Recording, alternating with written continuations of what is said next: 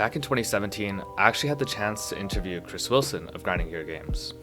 And while most of the interview I did was really generic, and I blame that in large part because it wasn't a live interview, it was a Q&A that I sent him and that Grinding Gear then sent back to me, there was one interesting piece, and that was when we got to talk about skill balance. And at the time, remember this is 4 years ago, he mentioned that Righteous Fire was the most difficult skill in the game for him to balance.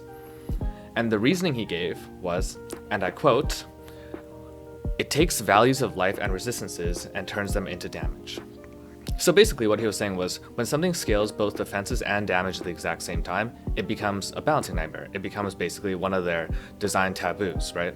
Fast forward 4 years now. We actually have a lot of examples of different mechanics that scale both defenses and offenses. Things like Archmage, strength stacking, intelligence stacking, armor stacking through Replica Dreamfeather. In a way, sort of aura stackers do that as well. And the thing is, some of these are actually really popular. Int stacking takes up roughly 5% of the player base. Archmage builds take up roughly 10% of the entire player base across all leagues. Aside from SSF softcore, no one really plays that shit. And the thing that unites all these builds and being so good is that they can reach really high levels of damage while simultaneously building a lot of defenses. Now, some of them are easier to build in an SSF environment, and some of them aren't so easy to build without certain core uniques that enable these things. Archmage, however, is one of the ones that can be built in SSF, that can be scaled from 0 to hero really smoothly, and as a result has tons of popularity. It also has really good synergy with two QOL ascendancies, Raider, which is the most popular ascendancy in SSFHC right now, and Hierophant, which also gives you the similar elemental ailment immunity, but instead of getting speed, you get a bit more tankiness and a bit more damage. The other thing is that even though Archmage is somewhat restricting in what it tells you to build, right? It's a single build type. It's not a keystone like Chaos Inoculation or Acrobatics that can be thrown in or out that changes sort of the color of a build. Archmage really establishes what the build is. It will be, if you're using Archmage, a self-cast spell build that scales lightning damage first and foremost. But despite that, you can still do different things with different skills, right? I myself have played Hexblast with this. You can run it with Ball Lightning, which seems to be really popular. The Frostbomb iteration has become really popular this league because of its great clear, and it feels pretty good. You could play with Arc. I don't know why people do that. Arc does no damage. But the fact that this one mechanic can still be used with some other skills gives it that slight degree of flexibility.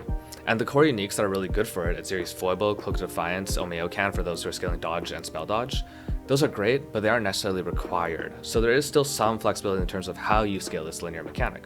Now, I think the gut response to this would be, well, if RF was bad back then, and it was pretty strong, well, this is an absolute nightmare. How could we have builds that do 45, 50 million DPS in a hardcore setting? Well, I think you still need to invest into them. They don't just, automatically become great overnight. I think these should be seen as builds that are examples of things that are actually healthy for the game as opposed to things that are unhealthy for it. You see, when I was looking through the softcore ladder just to look for some other builds, I noticed how many builds were between 3.5 to 4.5k HP. Some of them ran Glorious Vanity, some of them didn't. Doesn't really matter. You're still squishy as hell.